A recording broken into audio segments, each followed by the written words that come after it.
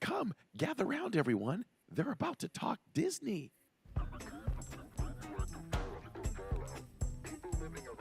I am still so confused as to whether I'm going to eat at Connections or Creations.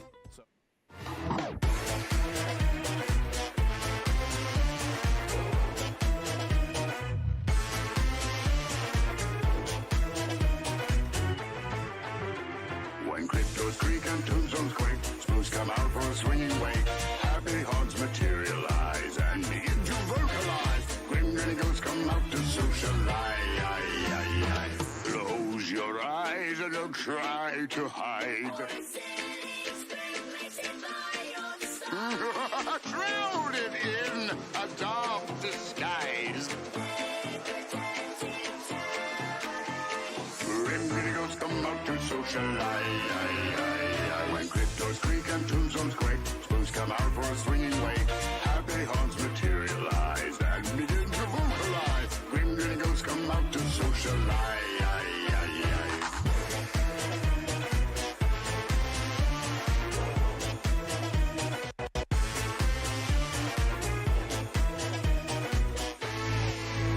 As the moon climbs high over dead oak tree, spooks arrive for the midnight spree.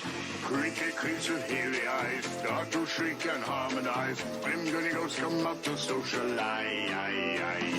Hear the knell of a requiem bell.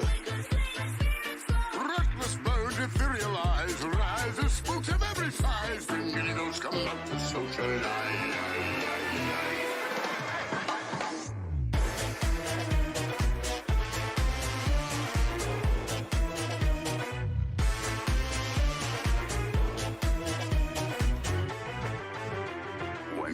Creak and tombstones quake, spooks come out for a swinging wake.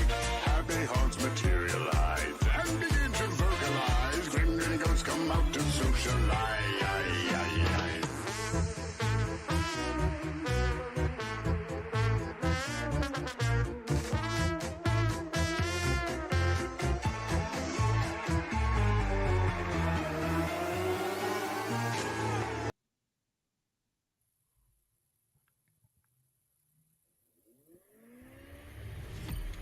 You are now listening to a member of the Disney Podcast family. Head over to Disney Podcast Family on Instagram to see all the latest posts for this show and links to other great Disney podcasts.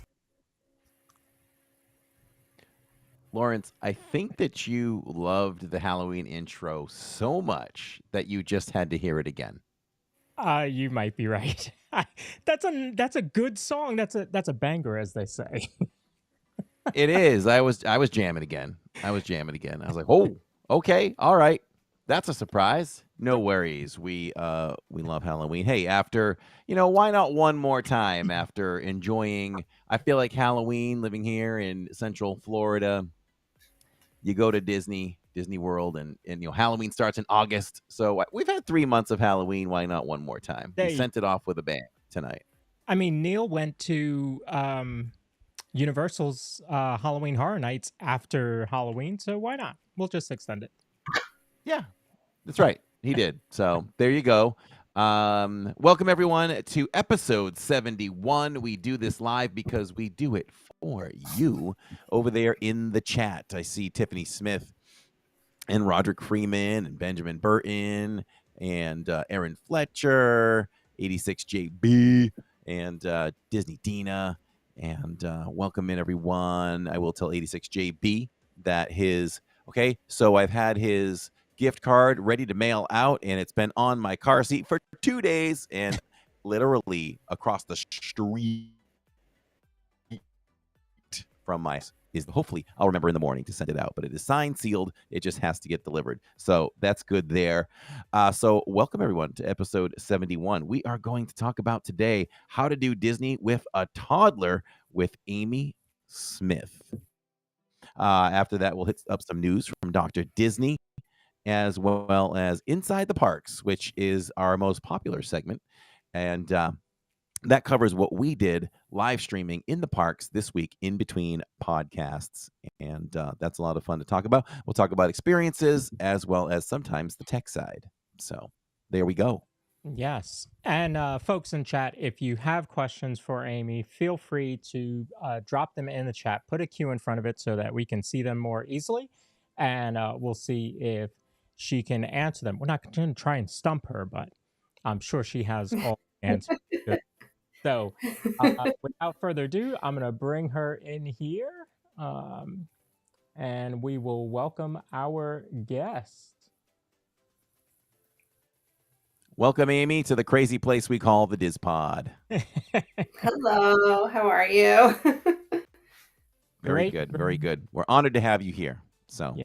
Thank you, and I'm happy to be here as well. Thank you for asking me to be on this tonight. Yeah. you're welcome. So, obviously we're going to concentrate on, travel tips for traveling with a toddler. And I have a few, not a few toddlers, I have a few tips. I was But going to say, what um, do I not know? yeah, what do you not know? So that'll be the focus, but you are a travel agent. So if you would give us, kind of your background, how you got started doing this, why you chose to specialize kind of in traveling with a toddler, and tell us where people can find out more about you. Okay, so I'm a travel agent with the Kind of Magic Travel. We're located out of New York, but we have agents pretty much along the East Coast. There's about 14 agents. It's a small agency. Hmm. I absolutely love Disney. I grew up going to Disney. When I started my own family, I started bringing them to Disney. And it's kind of funny how I started doing this. I am actually also a nurse, and I was out of work, and I was talking to one of my best friend's little sisters, and I was telling her she was planning a Disney trip and she had an agent, and I was giving her all this information when she was at my house, and I was giving her all these different tips and stuff. And she turned around and she sent her agent an email, and she's like, by the way, blah, blah, blah. Somebody told me this, blah, blah, blah, blah, blah. And the agent said, who are you talking to? Can I have her number? And he called me up on the phone and he's like, would you be interested in joining our agency? And as funny as it was something I actually was thinking about doing. So it probably had been about a month, 2 months that I was considering doing this. And when he reached out to me, I was like, absolutely, this is actually what I've been thinking about doing. So that's kind of how it started. I specialize in Disney because that's what I enjoy doing. That's what I do the most. I've traveled internationally. I've done a lot of traveling through the years, but Disney is really kind of my niche, and it's what I enjoy. That's pretty cool. And that's probably how a lot of travel agents, Disney specialized travel agents, get started. Like they're helping family or friends, and they're like, okay, I probably just need to do this because they enjoy helping and giving tips and tricks. And for me, I could see how it probably helps you stay in the magic when you're not there. Is that true? Or yeah. Absolutely. Absolutely. It's like, you know, you don't have that Disney sadness. Like I just came home from my trip and you get the Disney blues. You still have to keep going and you're still working with it because you have clients going. So it kind of keeps that excitement going for me, which I love. Right, right. That's similar for me and this show because, in preparing for the show and in doing the show on Tuesdays, I know that there's another night where I'm kind of all involved in Disney. So it certainly helps. Certainly helps. And where can people find out more about you and your agency?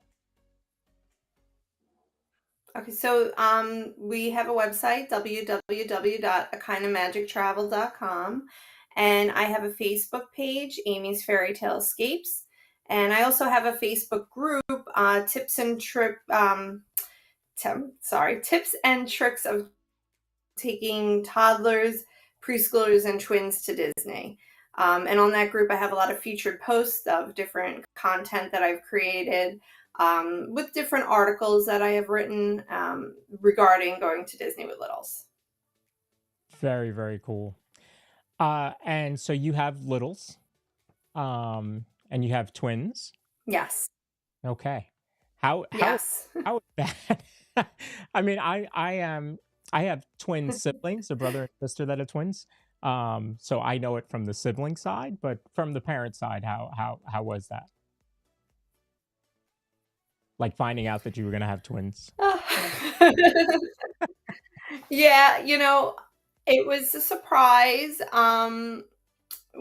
When I found out I was having twins, twins do run in my family, and I did not expect to be the one carrying them next.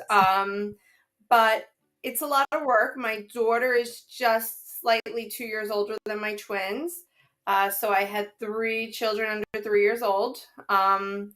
But I mean, I love it. They're like little built-in best friends. They're so cute Mhm. together, and they absolutely every time I take them back to Disney, I love seeing how their interests have evolved and changed. Like this trip, my son has become obsessed with Pirates of the Caribbean, and he's walking around the house singing Pirate's Life for Me with his sword and his eye patch.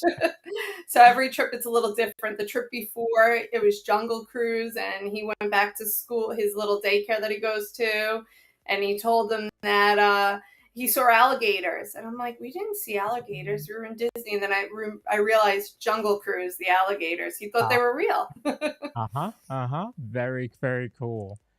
So, uh, when was your first trip to Disney?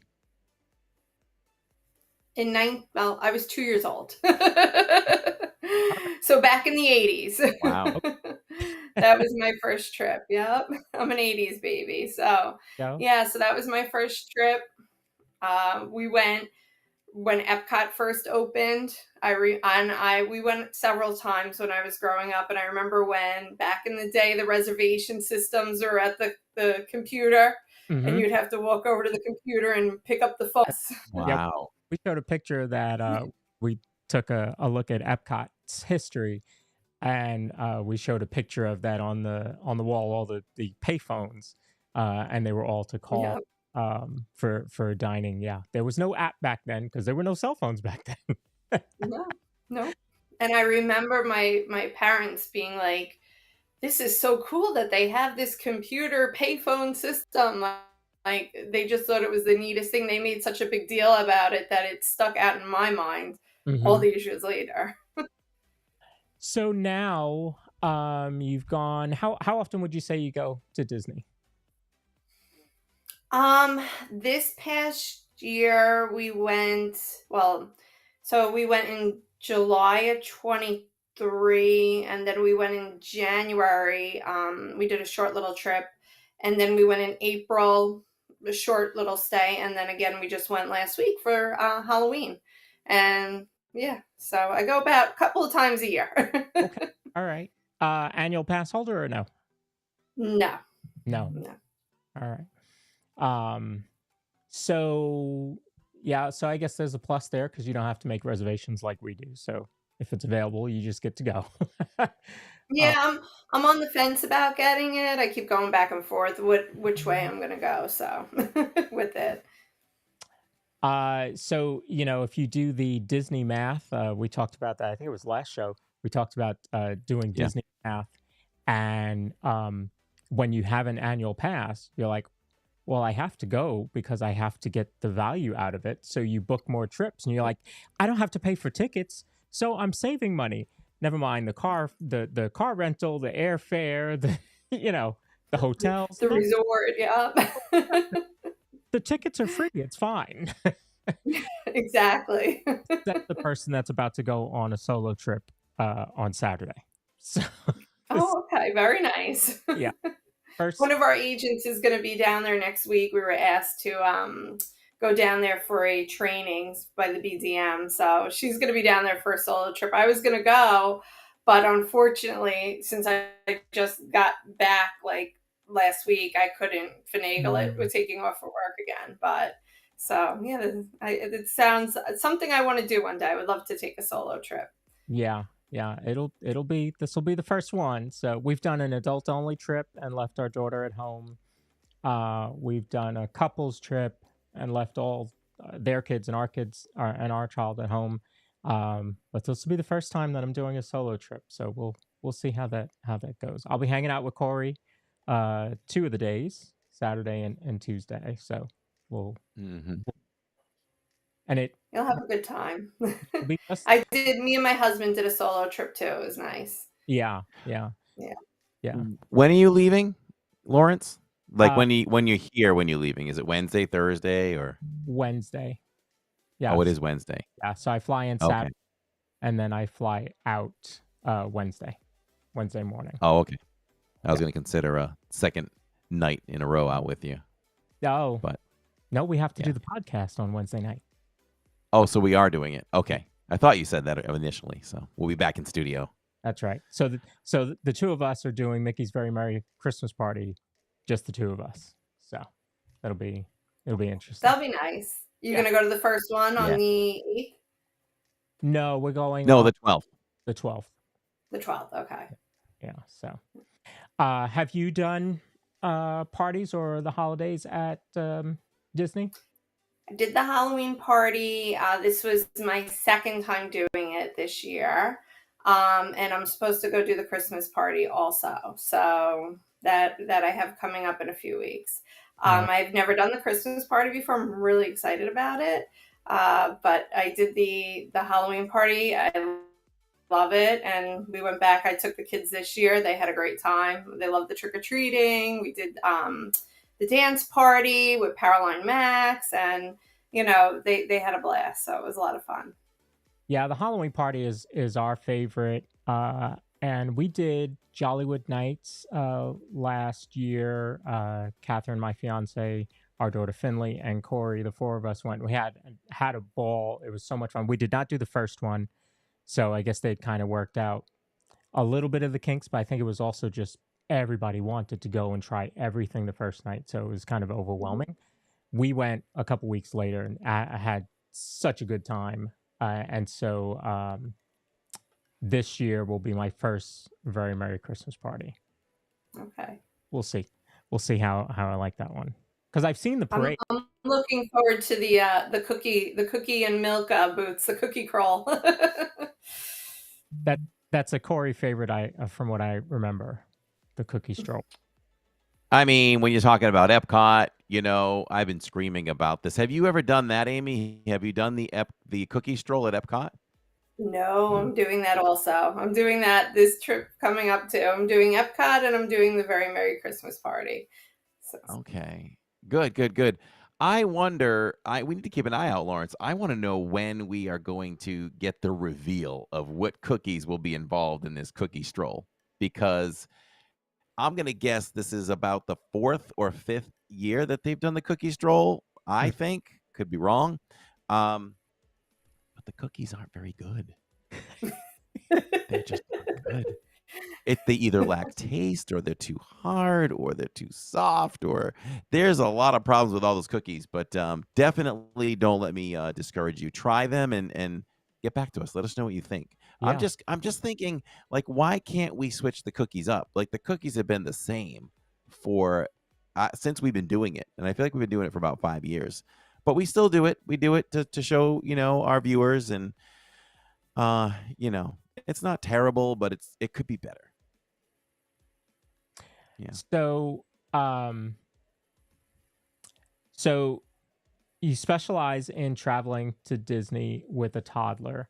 Your children have already gone. How old were they when you first took them? So my daughter, her first trip, to Disney. So my parents also snowbird in Florida. So they go down there. So a lot of times we go visit them, and then we'll do like little side trips. Sometimes we'll just stay at a resort. Sometimes, we don't always go to the park every time. Mm-hmm. But my daughter's first time to Disney was at Ohana. And she was about 3 months old. And then my twins' first time, they were about 10 months old, and we stayed at Bay Lake Tower. Wow. And in the parks, how old were they? My daughter's first time in the park, she was 2, and my twins were, I want to say, about little over 1. Okay. So there's a lot. COVID happened. My daughter was born and 2019. So COVID happened and we were supposed to go, and then obviously all the parks and everything were closed. So we had to we skipped a little bit of time with her there. Gotcha. So there's a lot of people like on social media, and I'm in a lot of the Facebook groups, I'm sure you are as well, that talk about taking a child to Disney at such a young age is a mistake. They're not going to remember it. What's your thoughts on taking them that young? I have to say, that's a big pet peeve of mine. I don't like when people say things like that. Just because it's also your memories too as a parent, and being able to experience their reaction to the different things, whether they remember it or not, it's irrelevant, I feel, because to be honest with you, there's trips that I went on when I was maybe 10 or 12 years old. I don't remember them, as you don't remember everything growing up. And I just feel like it's just exposing them to so much outside of what they normally see, and being able to kind of widen their horizons of things that they're exposed to. And also it kind of creates the individual growing up. I mean, if my parents didn't take me to Disney from such a young age, who knows if I would love Disney the way I do these days? Who knows if I would be doing that with my children? Yeah. And just like I said to you earlier, seeing my sons evolve and their likes evolve, and the different things that they're into from one trip to the next, it's very special to me. And those are the things that I cherish and I remember. And my daughter, I will tell you, like, she, when the first time that we went to the parks with her, we stayed in art animation in the Little Mermaid room. She still remembers those rooms to a T. Like, she will still bring things up from when she was 2 years old. So, she may not remember it when she's 20, but she remembers it now. So. Corey, how old were Jacob and Jillian when they first went? So Jacob was just over 3 years old, and they're 21 months apart. So I guess Jill was about 5 or about to be 5. So late 4 years old and new 3-year-old. And you know what? What I did was we put him in the minor leagues first. So what we did was, at the time, we were living up in Maine, and we wanted to do something different, something special with the kids. And I was one of those, like, oh no, people say they shouldn't go to Disney until they're like 5 or 6 or whatever. So what we did was we put the kids in a rented minivan with some family, and we drove down from Maine to Pennsylvania, and we went to Sesame Place Park. And what a wonderful park that is. If people have young ones and they can get there, I strongly recommend Sesame Place Park. It's a lot of fun. There's a water park. I think there's a parade every day. It's like a mini Disney, but it's Sesame Street themed. And so we went and we loved it. And our kids was behaved. They had a ton of fun there. We made a ton of memories there. We loved it so much we went back the next year. So Jacob was more like, he must have been just about 2 years old, or 1.5 or 1 3/4 when he went to that. I don't even remember, but he was really young, and they did well the first time. So we took him back the following summer and had a great time. And then I looked at my wife, Tammy, and I said, you know what? These kids are ready for Disney. So the following year we went, and they were 3 and like 4 3/4. And it was a good time. We had a really good time. They didn't hold us back from anything. So that's how old they were. It was a success for us. Now, Jacob, who is now 16, doesn't remember some of the things I recall. He doesn't remember. So there's that. But we remember, like Amy said, we have memories of it. We did not change him in changing rooms or family rooms. I don't even know if those existed yet. Mm. But we just found an area that was, well, not even private enough. I swear we changed him by the carousel once, but it's a double stroller or whatever. You could pull over the canopy. One blocks any area that could be seen, and we help each other out with the I'd hand Tammy the diaper, she'd give me the dirty one, throw it in a bag, give her the clean one, give her the wipes. Done, like a NASCAR pit stop. 2 minutes done. So it worked out well. The other thing that stood out to me was this. There's certain rides that my wife won't do, and we just saved them. We knew the kids would nap at some point, so we did everything with them that they would enjoy and they would want to do. And then when it came time to do like Space Mountain or something like that, my wife was content to sit outside while the kids napped, and dad went up and did all the rides that the kids or my wife wouldn't do. So it worked out very well for us. So, yeah, and we took our daughter during COVID. It was Christmas, excuse me, Christmas of 2020 was their first time, and I probably spoiled them because the first time they saw Disney was when it looks its most magical. Excuse me, and so they went, and we had to decide, should we take her? And I I thought, well, this is the only time that I'm ever going to get to go to Disney at Christmas time. So let's just take advantage of it. One thing that stuck out to me was they're free. They're under 3, they're free. Like, Yeah. so you might as well do that and take them then. And then there were also, and these will be my tips for traveling with toddlers. So you can take, if you're flying, you can take the stroller, you can take the car seat if you need one, and it doesn't count as extra baggage or luggage. So certainly you can do that if you like. Recently, with our daughter being 5, the last 2 trips we rented a stroller when we got there because her stroller is a little bit older now, and she's certainly grown. So we got now a jogger that we rent when we've gone to the park the last 2 times. What are your feelings on renting or taking your own stroller, or even renting from the Disney stroller that they have? So actually, I have a whole article about that on my Facebook group about strollers in the transportation system. I personally, I have a Zoe Trio. I have a triple stroller, which is Disney approved. It's a double, and then it has a third seat that attaches in the front. Mm. And they actually sell like a double front seat. So if you needed a quad, you can make it a quad stroller, which is actually Disney approved, which is kind of cool. So I bring my stroller with me. I gate check it at the gate at the airport. And when we get there, it's right there. As soon as we disembark the plane, the stroller's right there. I put the kids in it.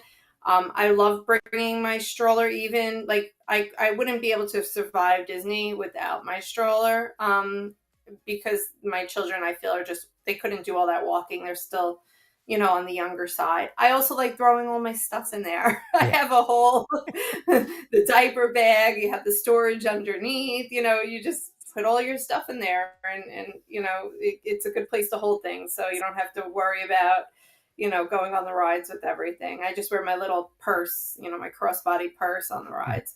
A lot of my clients will do transportation to, from the airport to the resort, and I use Away We Go a lot with them, and they have stroller rentals. They also have a Zoe rental.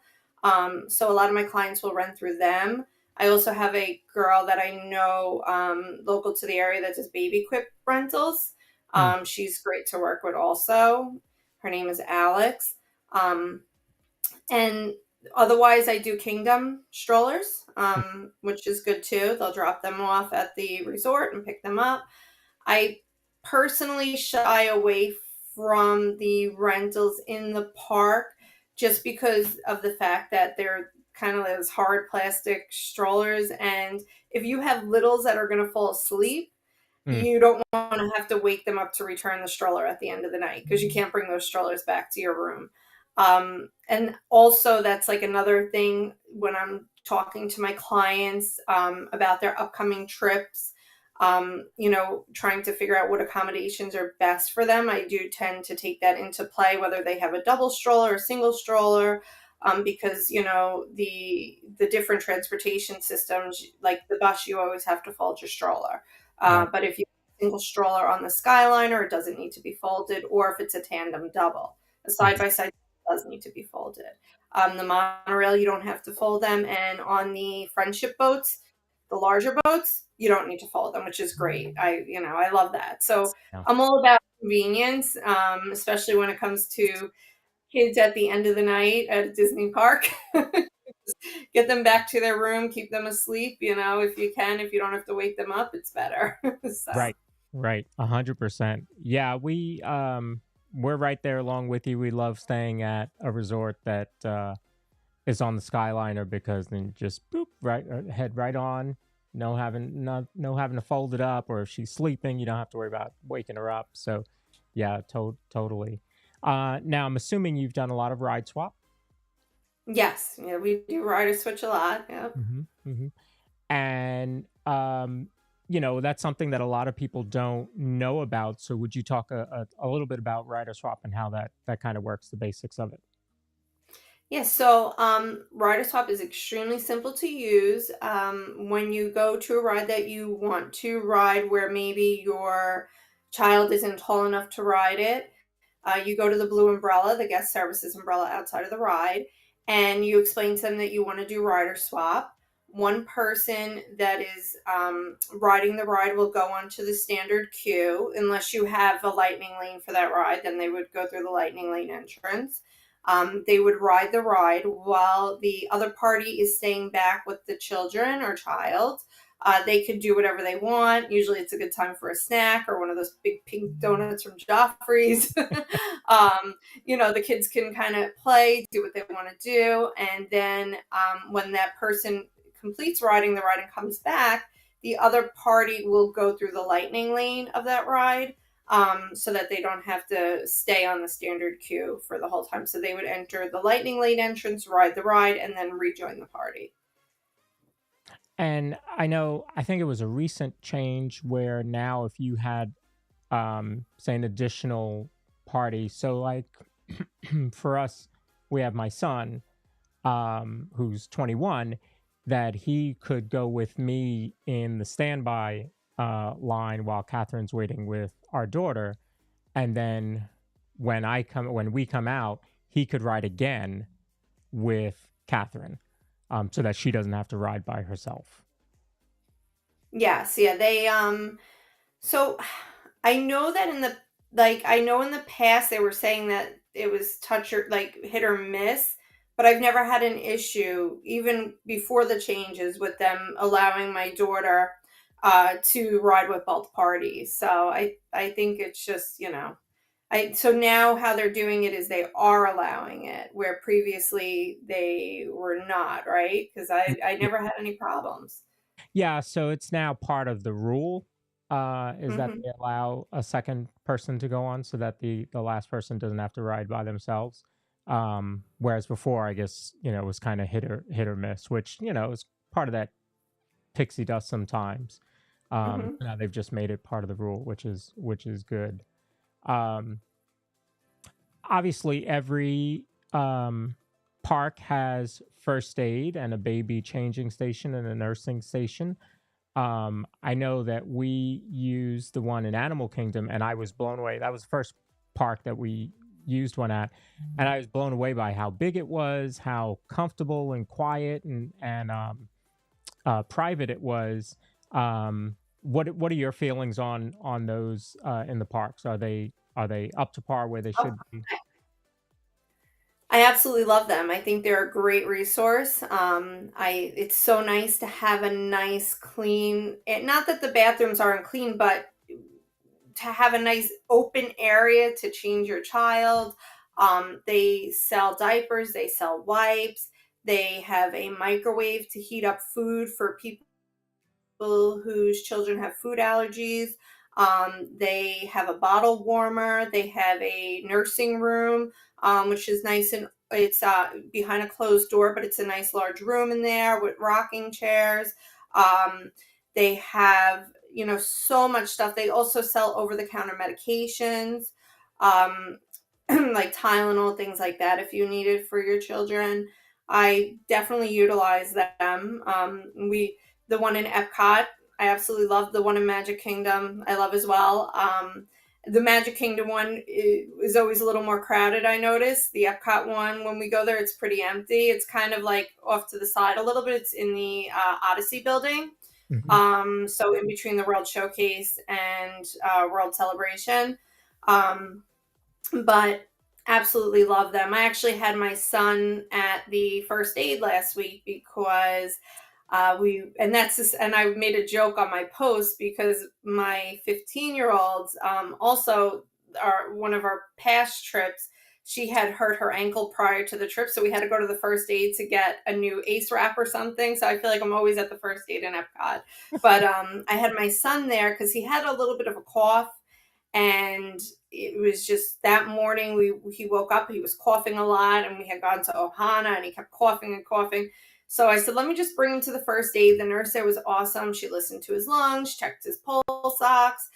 She gave us information for an urgent care center if we should need it. She also gave me information for a pharmacy that delivers directly to Epcot or to any of the parks. So if you need a medication while you're in the park, they will send it directly to the park for you, which is kind of cool. You don't even have to have it sent to the resort. It goes directly to the park. She gave us all that information, and we went next door into the baby changing area to look for an over-the-counter type of cough medicine, but they didn't have the one that we were looking for. So I actually did an Instacart order, and it got delivered right to the room. But, it's a great resource to have, and I find it very, very helpful. Yeah.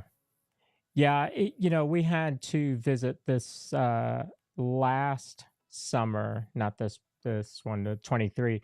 We had to visit first aid at Magic Kingdom because our daughter was overheated, and so she just didn't seem right. So we took her right there, and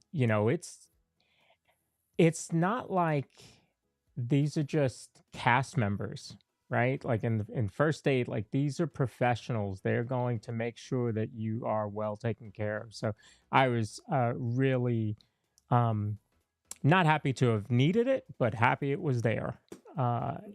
Because things happen. I mean, one of our friends, got hurt in Disney on a curb, and they're able to help to some degree while they're waiting for EMS to come. So I think Disney does a really good job of catering to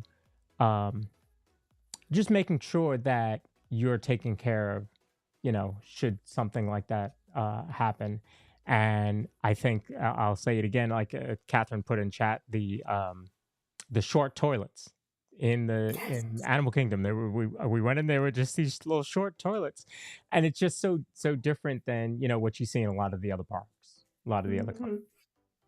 They even had the little urinals. Yeah. In the one in Magic Kingdom, they had like a toddler size urinal in the companion room.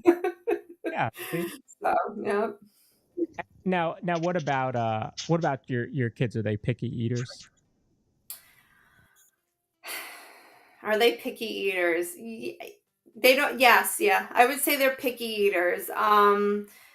They're funny eaters. I mean, if you give them steak, they'll eat steak. They love steak. You give them mashed potatoes, they won't touch it.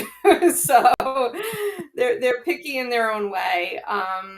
They love the Mickey waffles and the mini waffles, and all that type of stuff. But yeah, they're on the picky side. We tend to do a lot of snacks. I like to kind of balance our day with one sit down meal. This is always what's worked for us. So we usually do one sit down meal a day, whether that's a character meal or regular dining. And then we will do like Uncrustables for lunch. Instacart Uncrustables because it's cheaper to do it than buy them in the park for like $7 an Uncrustable because my kids can eat 2 of those and I'm not about to spend 14 times 3 on Uncrustables there. Yeah. So I tend to Instacart them and we'll eat that during the day in the park. And then we will do like either a quick, if we do a breakfast as a sit down, we'll do a quick service for dinner. If we're not going back, we tend to go back to the room a lot to kind of relax, swim, pool, things like that, because they're little.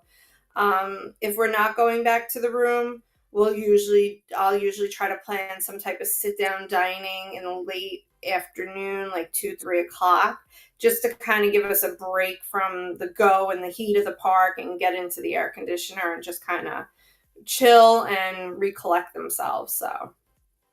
So do you recommend that to a lot of your clients, like to take that midday break? Yes, I do. I definitely recommend it. I feel it makes a big difference. Just for example, in this past trip we did the Halloween party. So we got back to the room, it was like 12:08. And then we got up the next morning, we did Ohana for breakfast, and we walked over to the Ticket and Transportation Center from the Polynesian and took the monorail over to Epcot, and we did Epcot in the morning. We had like 8:30 Ohana reservations, and we did the whole World Showcase, and we headed back to the room around 2 o'clock, I would say. Went back, the kids napped for 3 hours. They were exhausted. I even took a nap. I was like, we were all slept. We really took a hard nap, all of us. And then we went back. It was extended evening hours at night for deluxe guests. So we went back to the park and we were there till it closed at 11. And we had the most amazing experience too, going back at night like that. So I definitely recommend it. It gives the kids time to recharge. And it just makes for less tantrums. Yeah. Yeah, we have found that as well recently, and I think for us it's a little different because we're annual pass holders. So we know if we don't, we don't have to do rope drop to rope up. We can take a break in the middle because if we miss something, we'll see it the next time we're there. We'll see it the next day. So we have found that giving Finley a midday break certainly makes the evening much better for us. So yes. I'm with you there. Corey, did you do straight through with your kids when they were younger? Once a diehard, always a diehard. We never once went back to, we never left that park. When we got in that park, we never left that park till the end. We put the rope up and we continue to put the rope up. No, we didn't. We didn't want to miss anything. We wanted to get everything in that we could. And like I said, the kids just napped in the stroller and they were fine. But the one thing I will say, it took us 3 trips for Jacob to finally see Main Street Electric Parade because I couldn't keep him awake. I couldn't smack that kid to stay awake. 2 times. I'm like, come on, bud. It's the parade. You missed it last year. And he missed it the next year. But he finally saw it, I think, in year 3. So if he would have maybe had a better rest, that probably would have helped. But other than that, the kids were good. And we did the whole thing. We never went back. But it works for a lot of people. Yeah. So Corey brings up the parade. So I'll ask you this as one of our final questions. Of the announcements at D23, what are you most excited for? Cars Land. Oh, all right. Cars Land. I am. My boys are big Lightning McQueen fans, and I've been teetering with the idea of going over to Disneyland. We have never been because of Cars Land. So I'm really excited to see that coming to Magic Kingdom. That's cool. That's cool. Yeah, I don't know. There were so many good announcements there. I mean, Villains Land and Monsters Inc. There's so much to look forward to. And what about Do you do trips for folks to Universal as well? Yeah, we do. Our agency does Universal, Disney, all major cruises, like all major cruise lines, sandals, beaches. We do all of it. I have done a few Universal, but I have not been there with my kids yet, to be honest with you. Okay. So I haven't ventured over there onto the other side. Yep.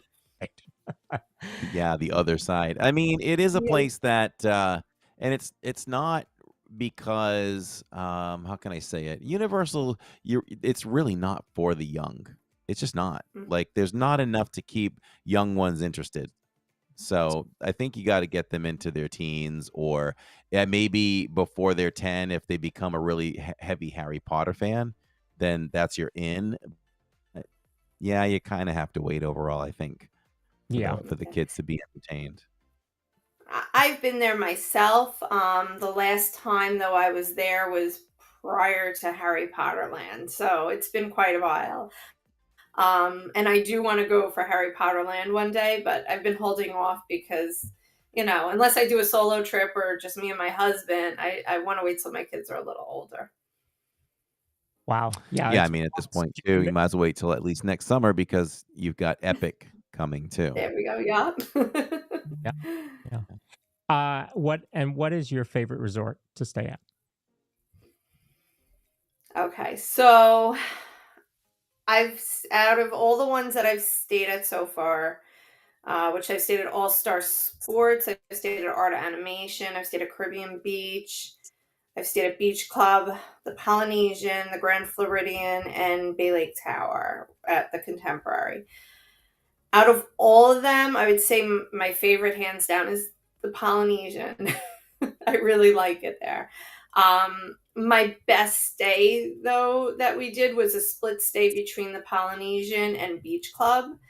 And the reason why that was my favorite stay is because we took the monorail to Magic Kingdom and Epcot while we were at the Polynesian. And then once we went over to Beach Club, we were able to walk into Epcot. And Epcot is my husband and my favorite park. So we were able to use the International Gateway entrance and then just take the boat over to Hollywood Studios or the Skyliner if you want. I just love the ease of the transportation with that split stay. And I have to say, like, some people, I do have clients that do the split stays and they enjoy it as well. It's not for everybody, but I have a whole organizational system for my packing when I do it. I do like one of the shoe rack roll bags for my children, so all their clothes are labeled for the day of the week, and then I just roll it up and put it in the suitcase, and me and my husband get packing cubes labeled with each resort we're staying at, so that we just have to take the one cube out and then put it in the suitcase. And what's great is Bell Service. You just call them and they move all your stuff over to the next resort that you're staying at. So it's super easy and convenient, and it allows you to kind of have two different vacations in one because you're exploring two different resorts. So Yeah. Yeah. That's amazing organizational skills. Wow. That's amazing. One new when thing you're that I traveling tried, when you're traveling with a party of six and a teenager and three littles, you have to be very organized. one new thing that we tried, we did a cruise for the first time this year. We did the Royal Caribbean Allure of the Seas, and this past summer, and I was just looking for ways to be a little more organized. And I found, I don't even know what you call them. I found on Amazon, they come in a pack of like 5. It's like bags with zippers, and they compress. So I gave each family member their own color, and we stuffed our shirts in, and you can compress them down as you zip them. So your socks, your underwear in one, your t-shirts in another, your shorts and bathing suits in another, and you just toss them all in the big bag, the big suitcase, and when you divvy them out when you get to the room. Really nice. Yeah, those are nice. I put the kids' Halloween costumes in that for the Halloween party. So we did, they were Woody, Buzz, Little Bo Peep, and my husband and I were Mr. and Mrs. Potato Head. So, but the costumes were a little bulky, so I used those compression bags and it worked perfect in the suitcase. Yeah, I like them. We'll use them more for sure. Yeah. Do you have a favorite airline that you recommend to people? So, because I live on Long Island, I have an airport very close to my house in Islip, so it's like 15, 20 minutes away. So the airlines that fly out of there, well, JetBlue just started flying out of there the end of October. We actually flew home on them the other day, which I was really excited about because I like JetBlue. But other than that, it's Southwest and Frontier out of there. So I typically fly Southwest and JetBlue for the most part. If prior to them being an Islip, I would go out to JFK to take them. Those are just what I find to be the most reasonable airlines, and that's just what I know. I also have a ton of Southwest miles, so it definitely Nice. helps. Yeah. So a family comes to you and they want to know, hey, we want to really maximize our experience. What are the top 3 things that you think we should do on our 7-day trip? That all depends on the preferences of the family. So what I usually do is I try to get a feel for them as far as, obviously the ages of the children. Are they into Star Wars? Are they into roller coasters? And then we kind of go from there. So, like, it can vary. Like, the top 3 things could be seeing the fireworks at Magic Kingdom. It could be going into Germany and doing the glass art. There's so many different things. And that's what I love so much about Disney is there's something for everybody. And not to divert from the question, but I see people a lot of times in these forums post things like, I'm going with a teenager and a toddler, and how am I going to entertain these age differences? But there literally is something for everybody. And I see that firsthand, my 15-year-old going on Rock and Roller Coaster with her dad, and my 5-year-old loves Tower of Terror. Like, there's just something for all age groups. But as far as like the top 3 things, I would say obviously if you're into fireworks, you got to see fireworks at Magic Kingdom and watch Tink fly out of the castle. We recently, our last trip, we did the Seats and Treats, which we had not done before. Have either of you guys done that? No. The dessert party? No. Mm-mm. It was No. awesome. It was awesome. Okay. And I have a lot of clients with children with special needs also. And I highly recommend, now that I've done that firsthand, I'm going to recommend it for those clients too, because it gives you a place outside. You do the dessert party that's going on during the fireworks. So it's not like they have like a pre-party and a post-party. Those parties, you sit in a roped off area on the grass, and then you go have the desserts either before or after the fireworks. This one, you actually sit at Tomorrowland Terrace during the fireworks, and you can watch the fireworks from Tomorrowland Terrace. And it was really great. It's not too loud. It's obviously there's still fireworks, but it's not as loud. It's not as crowded. You don't feel that, for people that don't do well with crowds, or children that don't do well with crowds, it really gives them that space to kind of spread out. And the dessert spread was pretty cool. It was, they have beer, wine, things like that. And then they have like cheese and crackers and different pastries. And they had, for the kids, they had decorate your own cookie, which was kind of cool. It was a little bit of a disaster for my kids, but it was cool. So I had, all 3 of them were fighting over the icing, and it got a little messy, but they had fun. So, How's the view of the castle from there, projection wise? Are you able to see everything, or is it compromised? So you can see, I mean, we got there early. I suggest getting there like 45 minutes before it starts to, like, I think it was 7:30 arrival. We got there at like 6:45. And we did get a seat right up on the railing. we were able to see everything. There was one tree. I wish they would just cut that tree down. There was Right. one tree that kind of obscured like the bottom right side of the castle, but overall, it was a very good view. And I mean, it was Okay. awesome because Tink lands right above you. So she literally kind of flew right over us, which was neat. That's Yeah. really cool. Yeah, I've always wondered because I do notice those trees, and when I'm walking through at times and I see the dessert parties going on, I'm like, "Ugh, I'm not so sure about that view." But now that we've heard it from you, it's much better than it seems from up higher when you're just observing from a distance. Yes, yeah, it really wasn't that, like it was but to the bottom right from where we were sitting, it really was not much of an obstruction. And there were people that sat before us. The people that got there on the later end, they were kind of back further in the terrace. I think it goes like 3 rows back. So that's why I say get there early. Because if you get there early, you get a seat right up on the railing and you have the best views. Good to know. When people are booking with you, are there things that you make sure that you make sure they pack going with a toddler? They know the basics. You're gonna bring your wipes and things like that, but there's certain things you find like these are must do things that you may not have thought of. So I have a whole packing list for the park bag.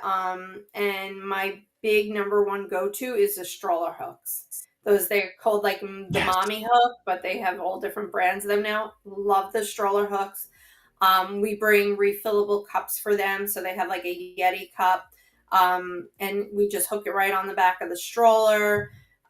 We hook bags for things that we buy at the park on the back of the stroller. The stroller hooks are just they save us. I actually hook if I take the front seat off of the triple stroller, I hook it on the back of the double because it only weighs 8 pounds. I literally just hook it back there if I don't need the triple at that time, or if we need to if it's going to rain, we usually fold it up and put a rain cover on it because we only have a double rain cover for our triple stroller.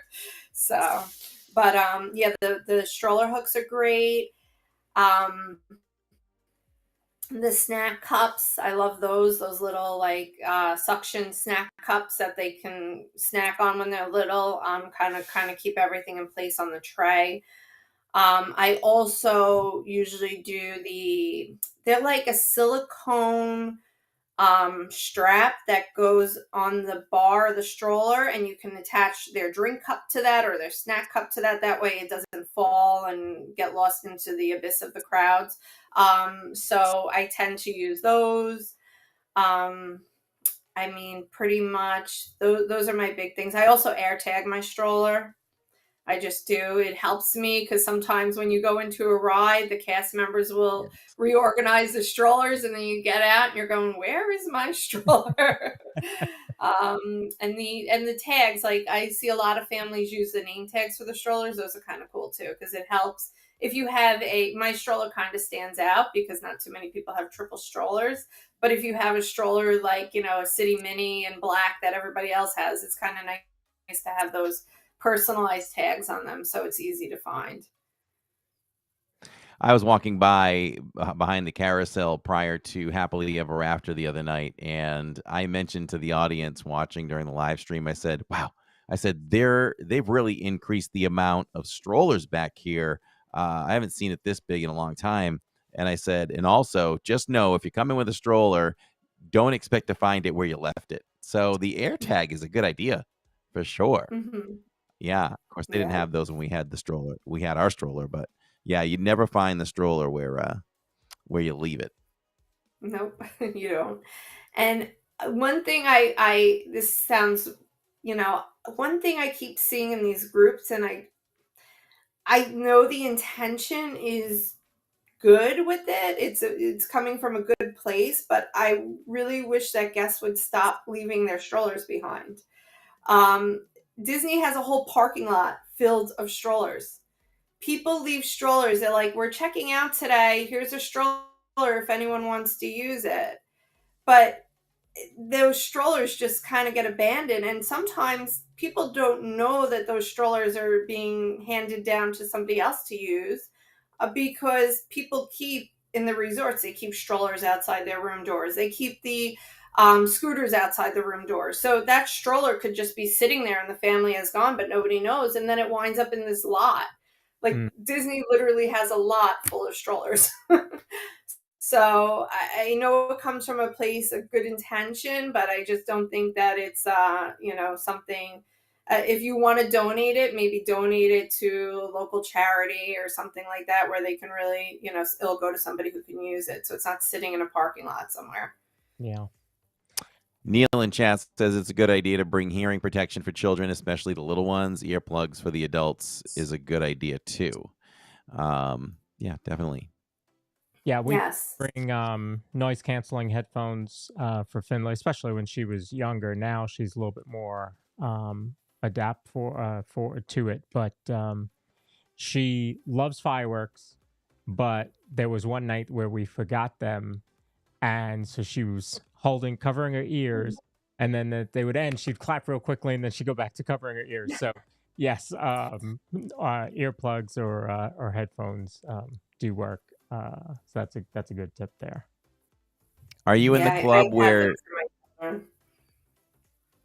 Yeah. Are you in the club too, where at some point the stroller tips backwards because it's too heavy with the mommy hooks? All the time. We're all guilty of that one. We're all guilty of that one. If I have the front seat on it as a triple, it doesn't happen as much, but it's happened to me several times, especially when my twins were younger and they were. And if I'm like take one out to change one, or somebody takes one out of the stroller and only one's in there, next thing I know the stroller's tipping back with the kid in it. Not fun. Not fun. But thank God nobody ever got hurt. But yeah, so I don't know if you can. Okay. Oh yeah. Oh, so probably the last thing I can think of at this moment. As far as character meet and greets, we always liked to prioritize as many character meals as we could on a 10-day trip, because it really, really reduces your amount of time in the parks waiting to meet characters. We love to meet characters, but it's always been the least of the priority when we're trying to get to shows and ride rides. So being able to knock out, 1900 Park Fair, which at the time was Alice in Wonderland characters, Cinderella characters, and whatever, you knock out. You don't have to wait in line anywhere for Pooh and Friends because you ate at Crystal Palace and so on. So we always made sure we did as many of those as possible, and we really didn't take time to wait in many lines. I do the same. I tend to do the same. This trip we did Ohana, which we've done before. We did Chef Mickey's, which actually I did a last minute reservation for that one. That was kind of like a spur of the moment thing for dinner. And what was the third dining we did? There was one other. Hold on. I'm already forgetting. Ohana, Chef Mickey's, and it was the day. I can't remember right now, but we did three. We did three character meals during our trip. I don't know why I can't remember the third one, but I tend to do those same reason, to cut down on meeting the characters in the park. I will say, and I think Lawrence has seen the blog that I wrote about Epcot, and a lot of people pass up on Epcot with little kids. They feel like Epcot's not a park for little kids. I feel like that can't be further from the truth. There's so many character meet and greets there. If you look in my Disney Experience app, and I actually have a reel on my Instagram about this, you have, Alice in Wonderland, you have Belle. I mean, obviously they rotate. They're not all the same, but all the different countries have its own meet and greet. And then you also have the characters there. You have Mickey and Minnie. You have the rare ones like Inside Out, that they're there to meet them, which my daughter is all about Inside Out now at her age. There's just so much for the kids to do there. And I will say, I feel like the lines there for the characters aren't as long typically. because I don't know if they're as well known. I don't know why. I'm not sure why they're not as long, but I noticed that the lines for the characters are not as long in Epcot as they are in other parks. I did notice, though, this past time we were going to do Winnie the Pooh in England in the back in Christopher Robin's bedroom, which I think is such a cute setup. But the line was so long, I peeked my head back there. I said, "I will do it next time." But I think that location has kind of gone a little viral because a lot of people have been posting it. I've seen on videos and things like that. But as far as Epcot goes, I think it has so much for kids. You have Journey of Water with Moana. You have the Seas with Nemo. You have Turtle Talk with Crush, which we love. And the aquarium is massive. I don't know if you guys have ever checked out that aquarium. We had the fortunate going back late at night the other night. We were the only people in the aquarium. It was so cool. We got so many awesome pictures. It was empty. There was nobody there. We went up on the second floor. We went all through the first floor. There's just so much for the kids to do there. And then you have the Frozen ride, and you have Ratatouille, and you have meeting Elsa and Anna. We've done the breakfast there at Akershus, which is really good. I really enjoy that breakfast. It's a great princess breakfast. Mm-hmm. But there's a lot for kids to do in Epcot. I think the mentality of that it's not for kids is kind of maybe when it first opened. In the 80s, it was more the World Showcase. There wasn't enough for the kids to do. And I think people still think like, oh, the kids will get bored during the World Show, like going through the World Showcase. But my kids love it. They love the ride in Mexico, right? And even in each of the different countries, they have a Kid Cot station. So it's a little area for the children to go, and they can fill out, they get a postcard, and they can color it, and they get a stamp, and it's for each country. And at the end, when they collect all those little postcards, they can cash it in for a real postcard, which is kind of cool. The kids really like it. And there's also different, what I also like too about Epcot is like the little ornate different things that you could do in the countries, like in how Italy, you can do the masquerade mask, you could paint your own mask. How in Germany, you could do the glass art. You have the pearl in the oysters in Japan. Like there's just so much different little things in those countries that people, I think, tend to skim over, as they're going through the World Showcase. Well, one thing that we do, I don't remember when we started doing it, but Finley loves it now, is the scavenger hunt. So similar to KidCon, you have the scavenger hunt. It's $10, and you go around. Typically, it's the World Showcase. Sometimes they'll venture in, like I think Art was up in a little bit in World Celebration and World Discovery. But for the most part, it's World Showcase, and you're going around the countries, and you got to find whatever it is, the Easter egg, Olaf, the pumpkin, whatever it is for that festival or holiday going on. And she absolutely loves it. Like if we go and it's a non-festival, non-holiday time, she's disappointed. That was the time that we did KidCot to kind of fill in for not having that scavenger hunt. But I think that's a great way to get the kids excited about looking through World Showcase, whereas we are, going to eat at the food booths. And if you're with Corey, you're stopping at every food booth. But, I like to eat. It's a good way to get kids involved in the World Showcase and looking to take a look at the different countries. So yeah, it's very cool. That's a good tip there. So yeah, I love the scavenger hunts too. They're a lot of fun. Yeah. So again, this has been Amy Smith with A Kind of Magic Travel. Remind us of your Facebook group or page where they can find you.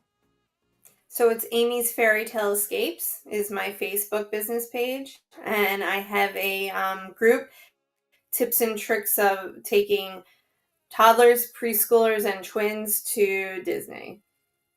Love it. Love it. Any other tips that we did not touch on that you wanted to bring up? I feel like we covered a lot of stuff. I think that we did a pretty thorough job with everything. We talked about rider switch, and we talked about the packing list, and strollers. That's a big one. I see the stroller question all the time. I think we did really good. I think we covered everything. Awesome. It has been a blast having you on. I appreciate you giving us your time to come on the show. I think this is a great topic. A couple weeks ago, we did uh, Disney with seniors. So now we flipped the script and we're doing Disney with toddlers. So next episode is going to be Disney with middle-aged men. No, I don't know. Yeah, we'll have Neil on. We're gonna have Neil on as our special guest. That's right. And thank you so much for having Thank me on you. here tonight. I really enjoyed this, and I'm glad that I'm able to get my tips and advice out there and help others. So I Yeah. appreciate it. No, we appreciate you coming on. Thanks for Yep. coming on. Anything else you want to share? Just reach out to me, and we'll be glad to have you on as another guest. Oh, thank you. All right. And thank you again for having me. I really appreciate it. You're welcome. Thank you so much. We appreciate it. Thanks so much. Take care. Have a good night. You too. Well, there, all the information. It's like I always say, Lawrence, even we don't always have all the answers. And if we don't, we know where to find them. We can get you a full rundown of any subject you're interested in the Disney parks. So, yeah, if anyone has any other questions, a show we haven't seen yet, definitely email us at the DIZPod at gmail.com, right? Mhm. And we will do our best to get to that for sure. Yeah. I think that our show kind of took on this role this season of edutainment, kind of like Epcot was originally. We want to bring you some fun and laughs, but also help you understand Disney a little bit more, a little bit better. So we're certainly trying to do that with some of the shows that we are doing, and I think that this was just another great episode. And like Corey said, it's not us. We like to find people that know what they're talking about and have them on as guests because that just makes a world of difference than just having Corey and I sit here and talk to you.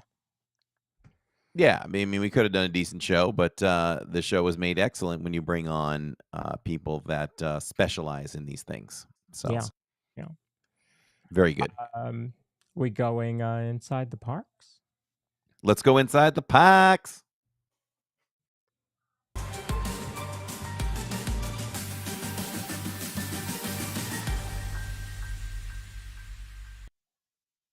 All right, we're inside the parks. And let's see, let me travel back here. On Saturdays, we were at Hollywood Studios. If I go back a little bit, we were at Magic Kingdom. Come on in, Lawrence. I don't remember really doing much. Oh, wait a minute now. So for Magic Kingdom, I did Tiana's. I remember doing that, and it was a walk-on, literally a walk-on. So it begs the question. I feel like lately when I've done Tiana's and I've saved it towards the end of the night, two things. Is Tiana now running much more smoothly and to accommodate everyone? And then at the end of the night, if you don't have a reservation, they just might let you on because I have witnessed that. And it was a walk on from me. So I think that might be a thing. So it begs the question, will at some point sooner than later, will Disney just take that off the reservation queue? So my guess has really always been when they announced that it would only be on virtual queue for a short time, my guess has always been December, figuring that was enough time to let the hype die down. Plus, you're getting to the colder months. So, you're going to have less people that want to do Tiana's and get wet and all that. So, my guess has always been December. I mean, we're here in the beginning of November. Maybe it's December. My only worry is then, you do have the heightened visitation with the holidays, and if it's a warmer December, that could skew things a little bit. But I'm gonna say December. What do you think?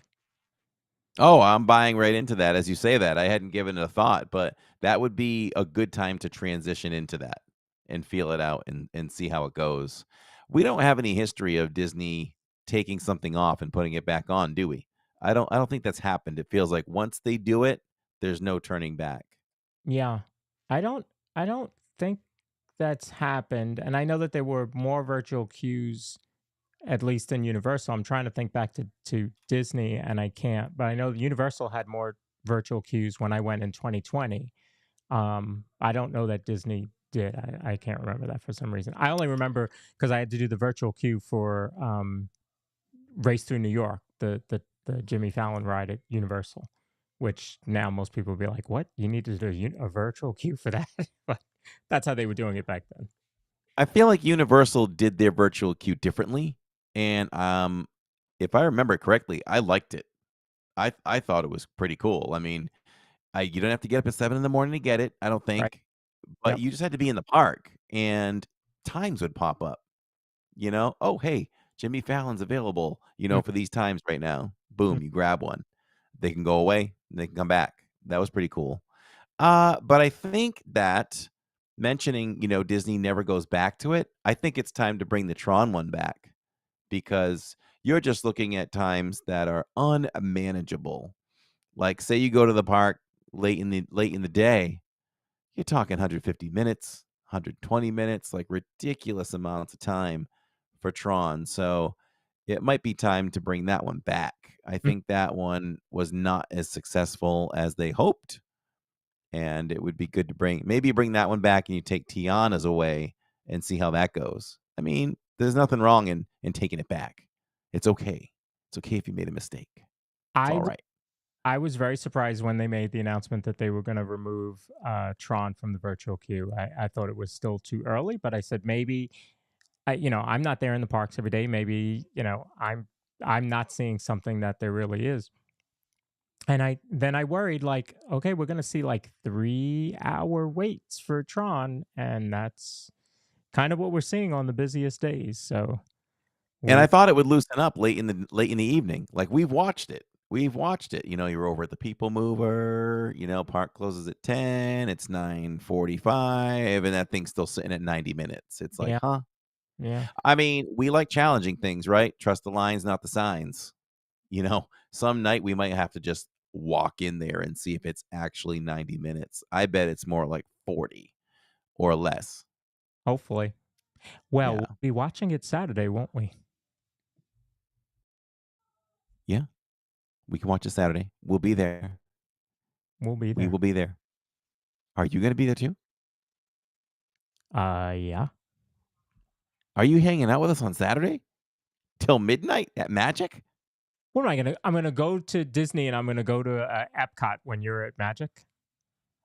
I Wait a minute. What day are you coming? You're coming in on Saturday, Yeah, right? Oh, yes. All right. We're gonna have some fun. I'm flying. Tammy and I went from going solo together on Saturday to a posse again. We'll have you and maybe Shirley and Alyssa, Neil. It'll be a good time. Yeah, All right. so I'm flying in Saturday, dropping my bags at sports or music wherever I'm staying, and getting to the park. Perfect. So if we jump ahead to Saturday, Saturday was the first time since Jillian was born over 18 years ago that Tammy and I have stepped foot in a Disney park, Disney property without kids Mm. or friends. That was a monumental day, let me tell you. So How did it it feel? was a lot of fun. What's that? How did it feel? It felt great.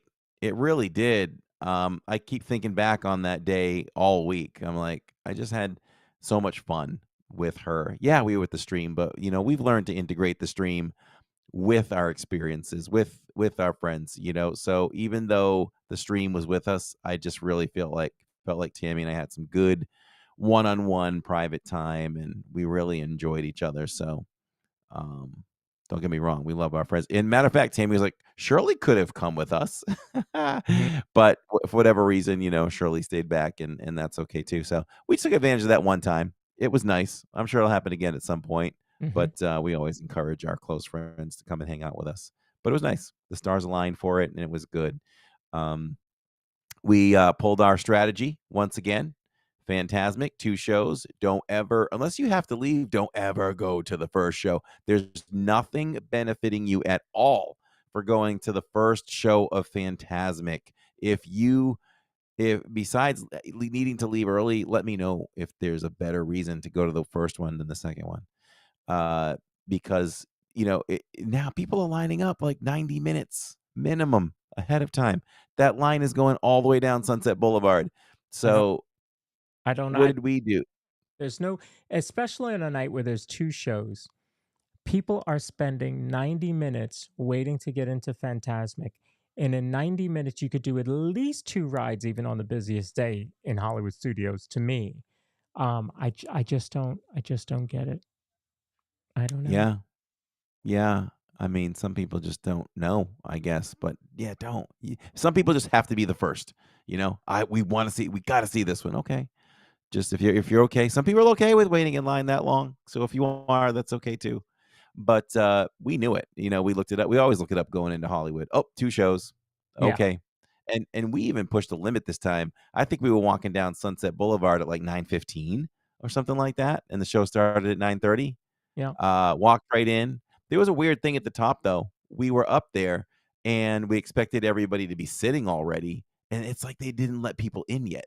Yeah. So some kind of delay, I guess.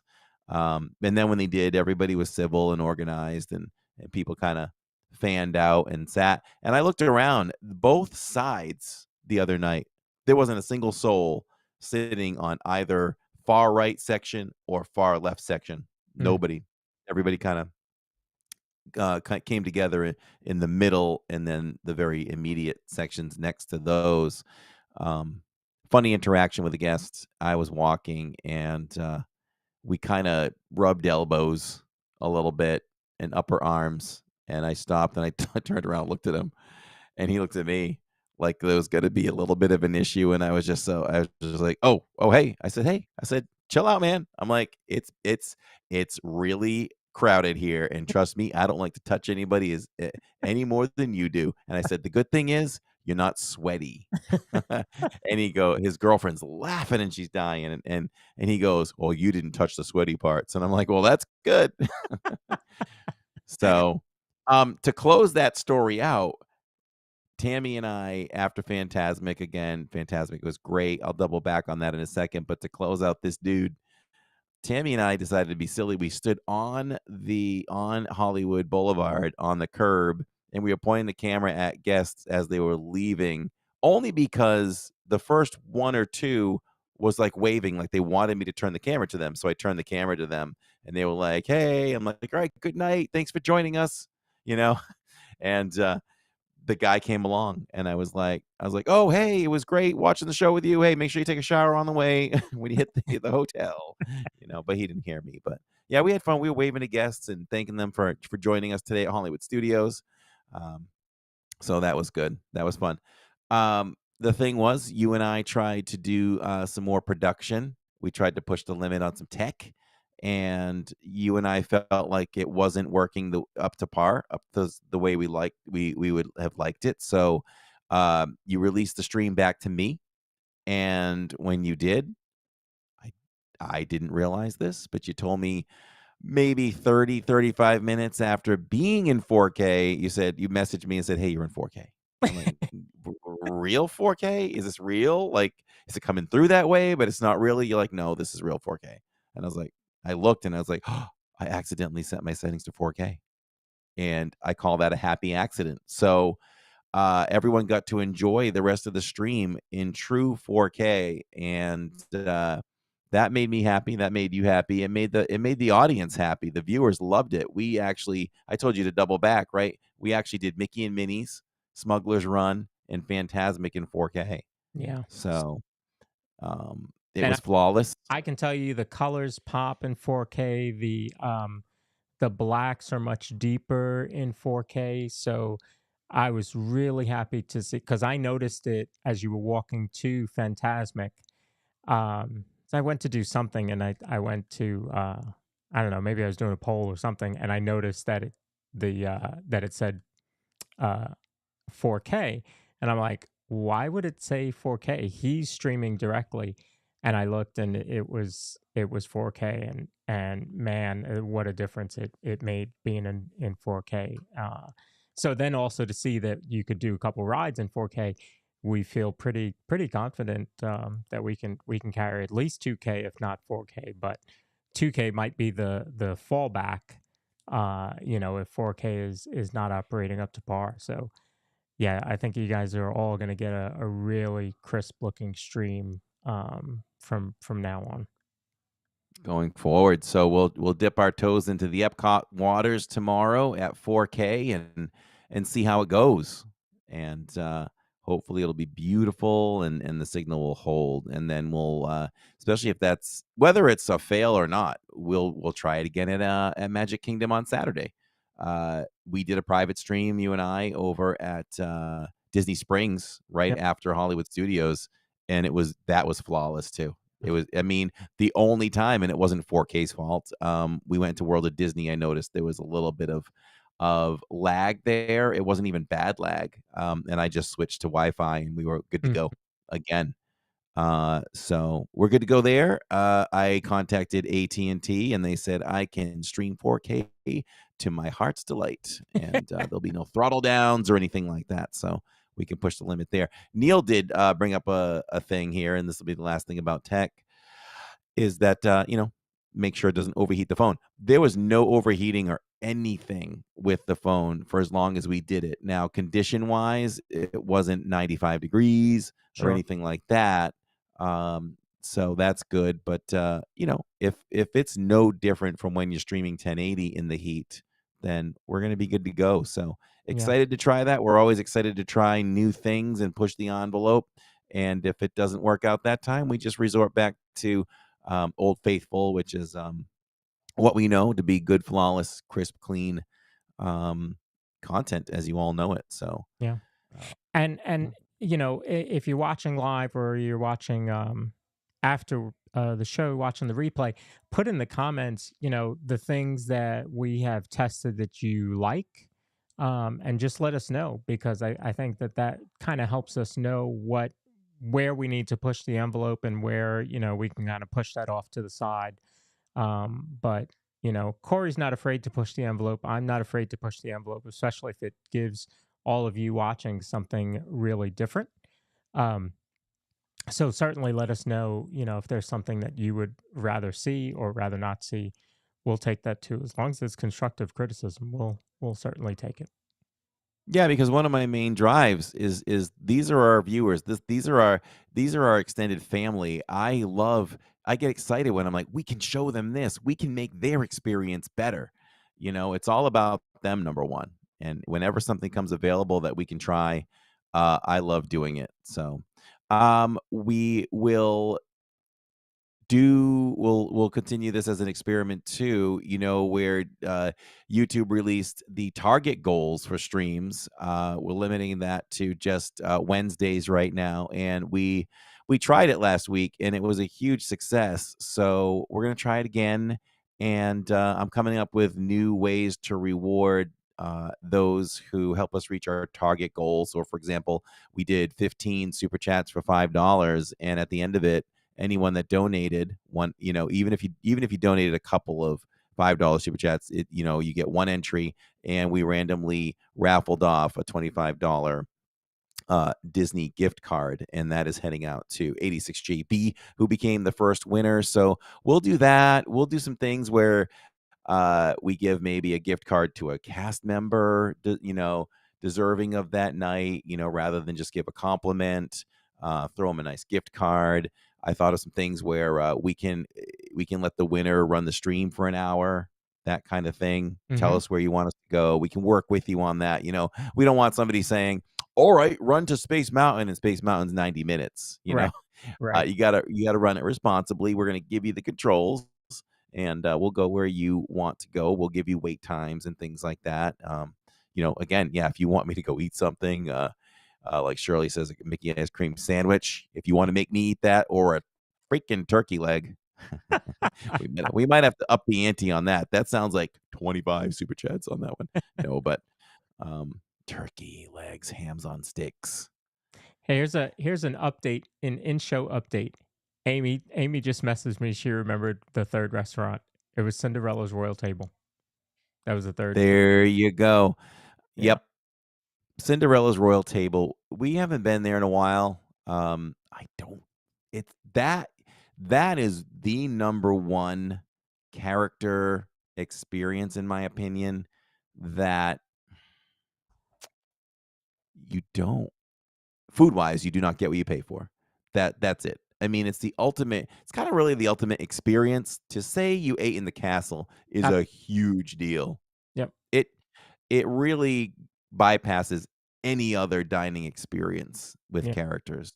So I guess the expensive price kind of all weighs itself out because because you're eating in the castle is a really big deal. Don't expect to get full off that meal though.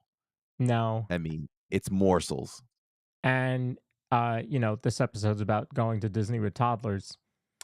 That's a rough one for toddlers if you're looking at value for what you paid for the food. You can't look at it that way because it will certainly not be there. It doesn't seem worth it. But you look at your child's face going inside the castle, right? I mean, kids are surprised just that you can walk through the castle going to Fantasyland, but to be in the castle and then to be able to look out the windows to Main Street certainly is great. And then when we went, we had a cast member who was really great and took pictures of us. He's like, I don't know, I think we were taking pictures from where we were, which was back almost by the staircase. And he was like, "Oh, let me take the picture for you." And he's like, "Come on, let's do it over excuse me, let's do it over here by the windows looking out towards Main Street." And he gets up and starts moving chairs and tables around to put us right where he wanted us. It was a great experience. So you have to look at it for the complete experience, not what you paid for the food. Yeah. Yep, for sure. You got to weigh those things out. Yeah. So that's inside the parks, unless I missed anything else. No. Hey, Corey, did you know it's election night in America? I forgot all about it. It's election night in America. Probably because you voted early like I did. Maybe we should do something about this. Should we vote right now on the podcast? So we should vote. This is a close race across all of America. And the federal government has allowed the DIZPod, crazy as that may seem, to play a little bit of a role in election night. So we're gonna let our live chat family be involved in this voting process right now. Yeah, right We're gonna now. go all political. This Disney is political, maybe. political right now. All right. You know how we do this. We're going to do it by poll. We need your vote for treasurer, Scrooge McDuck or Hondo Onaka. Vote now in the poll. There you go. Duck or Hondo Anaka. Just that. And what's that position for? Treasurer. Treasurer. Well, listen. We all know who doesn't pay well. That's for sure. So does he? Who's Hondo? Or that Hondo is the guy that you get the jobs from on Smuggler's Run, and Yeah. he has a reputation of not paying. Mm-hmm. He's a smuggler. Mm. Although Scrooge McDuck is tight with his money, right? That he is. That he is. Yes. You're asking tough questions. I am. Yeah.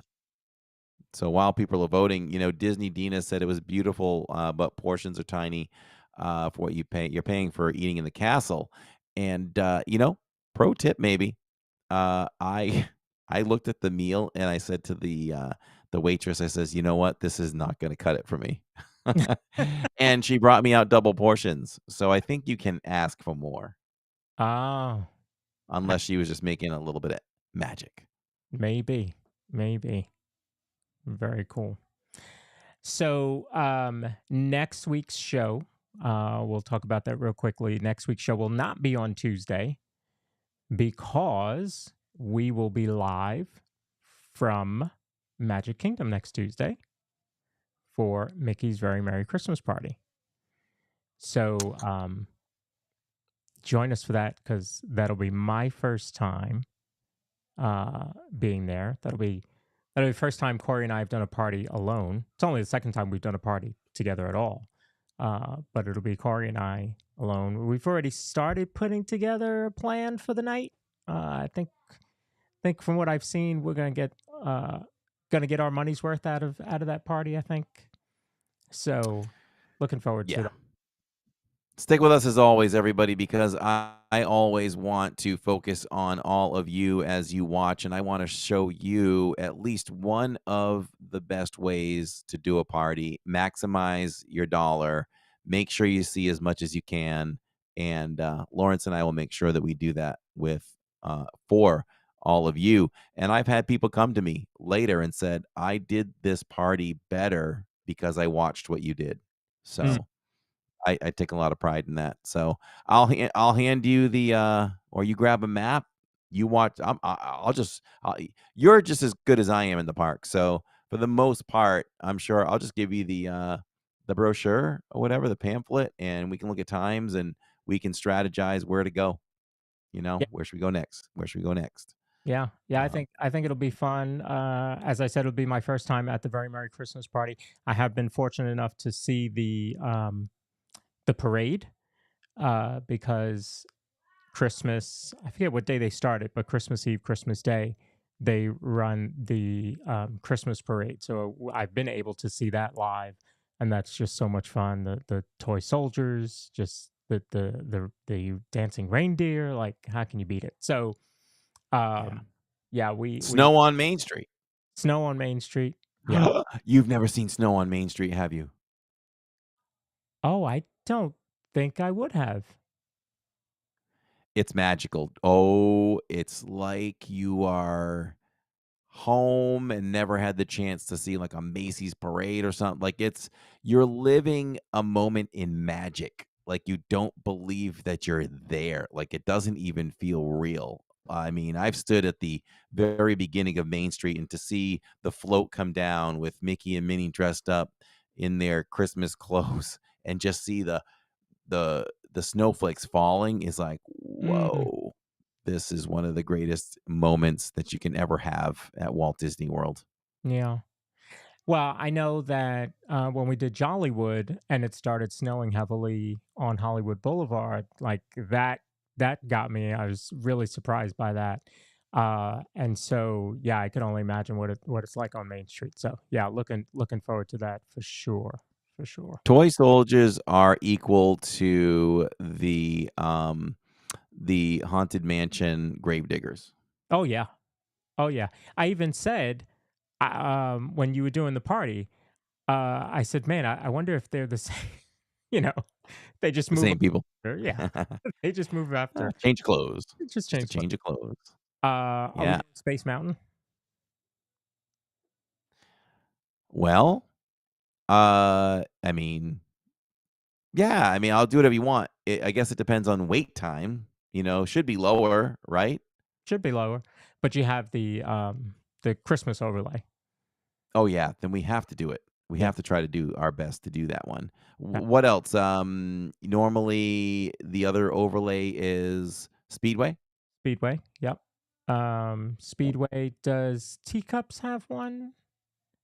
And Yes. And Jingle Cruise, got to do Jingle Cruise maybe. I mean, Jingle Cruise Yeah. full time, but if we can fit it in, we'll certainly do that. Yeah, and we'll definitely try to get our hands on some foods, some snacks, and some dinner of some type. Yep. And do that too. So Shirley's really excited to see Park Bros in Magic Kingdom Christmas Party Episode 1. Yes. Yeah. I'm looking forward to it. I got to thank Catherine for I don't want to say allowing, that sounds kind of wrong, but for prompting me to go on There you her go. on my own. We were trying to figure out how to make it work. with Finley in school, and she doesn't want to, even though it's kindergarten, she doesn't want her to miss any school. She does really well in school. A lot of that is all thanks to all of you that chat during live stream, because Finley used to read the chat, and that's kind of where she started learning to read in the beginning. So we were trying to figure that out, and just decided for me to go on my own. So this will be my first solo trip to Disney. That's awesome. I know we're gonna have a lot of fun Yeah. together. Yep. Lots of fun, lots of laughs, and now that I get to hang out with you on Saturdays, and Tuesdays. Yep. So Yeah, and then hopefully I'll meet up with Neil Sunday or Monday, or maybe even Tuesday during the day, depending on what he's doing. So yeah, should be a fun couple days. yeah, Neil usually does a nice fill in for me. When I can't make it there, Yep. does a nice fill in on the Sundays and the Mondays. He's good like that. Yep. Yeah.